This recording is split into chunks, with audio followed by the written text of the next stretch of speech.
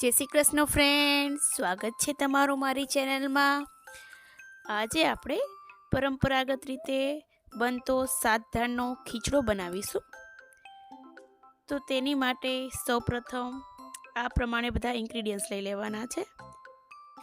અહીંયા મેં અડધો કપ જેટલી જુવાર લઈ લીધી છે। જુવારને બધા કરતાં થોડી વધારે લેવાની છે। જેટલી જુવાર લઈ તેના અડધા ભાગના બીજા બધા જ ધાન્ય લેવાના છે। તો 1/4 કપ જેટલો બાજરી અને ઘઉંના ફાડા લઈ લીધા છે। ત્યાર પછી 1/4 કપ જેટલા કાળા ચણા અને તેટલી જ ચણાની દાળ લઈ લીધી છે। ત્યાર પછી 1/4 કપ જેટલી મગની દાળ લીધી છે।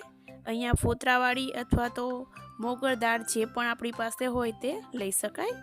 ત્યાર પછી 1/4 કપ જેટલા આ ઝીણા ચોખા લઈ લીધા છે। આમાં ઝીણા ચોખાનો જ યુઝ કરવાનો છે। બીજી બધી જ વસ્તુ જુવાર લઈ તેના કરતાં અડધા બાંપડી લેવાની છે। હવે આપણે અહીંયા જુવારને અધકચરી પીસી લેવાની છે। મિક્સરમાં પ્લસ મોડ પર આ રીતે તેને અધકચરી પીસી લેવાની છે। તેનો એકદમ પાવડર નથી બનાવવાનો। તો જુઓ મેં આ રીતે પીસી લીધી છે। આ રીતે પીસવાથી ખીચડો સરસ બને છે અને ઝડપથી ધાન્ય બધા ચડી જાય છે। ત્યાર પછી બાજરીને પણ તે જ રીતે પીસી લેવાની છે। તો અહીંયા મેં બાજરી પણ અધકચરી પીસી લીધી છે। હવે આપણે એક મોટા પાત્રમાં બધા જ ધાન્યને ભેગા કરી લેવાના છે। આ ખીચડો ખાવામાં ખૂબ જ ટેસ્ટી લાગે છે અને આપણા શરીરને પણ ઘણી રીતે ફાયદાકારક છે।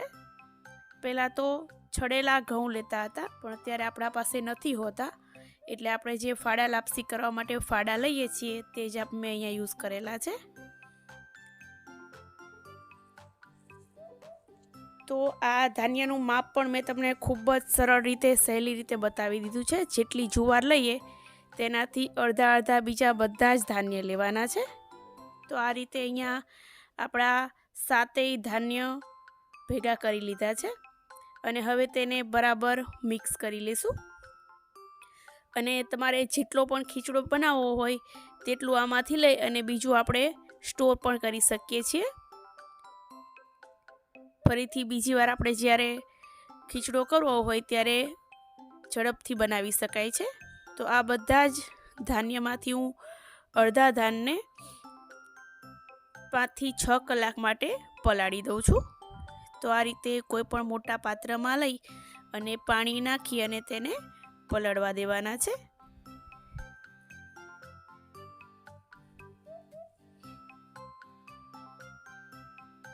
સરસ તેને પાણીમાં મિક્સ કરી લેશું।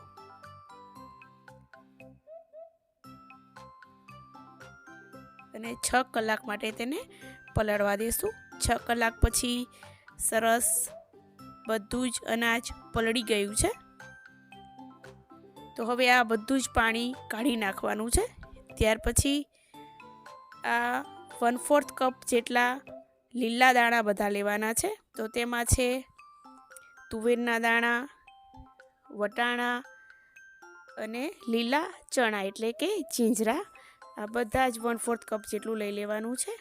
અને હવે જે આપણે પલાળેલા ધાન્ય રાખેલા હતા તેને કુકરમાં એડ કરી દઈશું।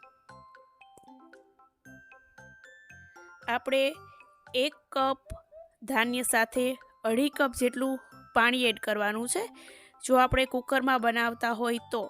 અને જો ચૂલા ઉપર બનાવતા હોય તો 1 કપની સાથે 4 કપ જેટલું પાણી નાખવાનું છે, એટલે ખુલ્લા વાસણમાં બનાવતા હોય તો। તો અહીંયા મેં જે માપ કહ્યું તે પ્રમાણે મેં પાણી એડ કરી દીધું છે। ત્યાર પછી તેમાં સ્વાદ પ્રમાણે મીઠું એડ કરવાનું છે અને એકદમ સરસ ટેસ્ટ માટે દેશી ઘી એડ કરી દેવાનું છે। 1 ટેબલસ્પૂન જેટલું મેં દેશી ઘી એડ કર્યું છે। ત્યાર પછી કુકર બંધ કરીને 7 સીટી થવા દેવાની છે। 7 સીટી થઈ ગઈ છે। ત્યાર પછી ખીચડો આ રીતે કૂક થઈ ગયો છે અને આમાં હજી પણ પાણી છે। તો હવે આપણે જે લીલા દાણા લીધેલા હતા એ બધા જ દાણાને એડ કરી દેવાના છે।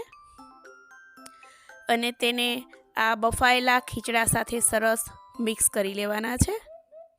ત્યાર પછી આપણે એક વિસલ કરી લેશું.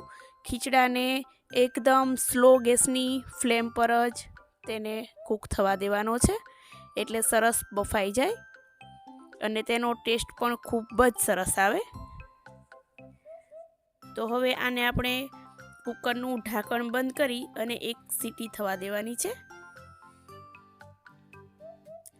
આ રીતે બનાવેલો ખીચડો ખૂબ જ મીઠો લાગે છે. તો જુઓ, એક વિસલ થઈ ગઈ છે અને એકદમ સરસ પ્રોપર ખીચડો બનીને તૈયાર થઈ ગયો છે. અત્યારે જે ખીચડો થોડો ઢીલો લાગે છે તે ઠંડો થશે એટલે ખૂબ જ મસ્ત લાગશે. હવે આપણે તેમાં 2 ટેબલસ્પૂન જેટલું સિંગ તેલ એડ કરવાનું છે. તેનો ટેસ્ટ ખૂબ જ સરસ લાગે છે. આ ખીચડો જેમ ઠંડો થાય તેમ ખાવાની મજા આવે છે. તો તેલને ખીચડા સાથે એકદમ સરસ મિક્સ કરી લેશું અને ત્યાર પછી ખીચડાને સર્વિંગ પ્લેટમાં સર્વ કરી લેશું. જુઓ, હજી આ ખીચડો ગરમ છે. ઠંડો થશે એટલે એકદમ સરસ બની જશે. તો જુઓ, ઠંડો થઈ ગયો છે તો એકદમ સરસ ખીચડો બનીને તૈયાર થઈ ગયો છે. તો તમે એક વખત આ ટેસ્ટ કરજો, તમને ખૂબ જ પસંદ આવશે.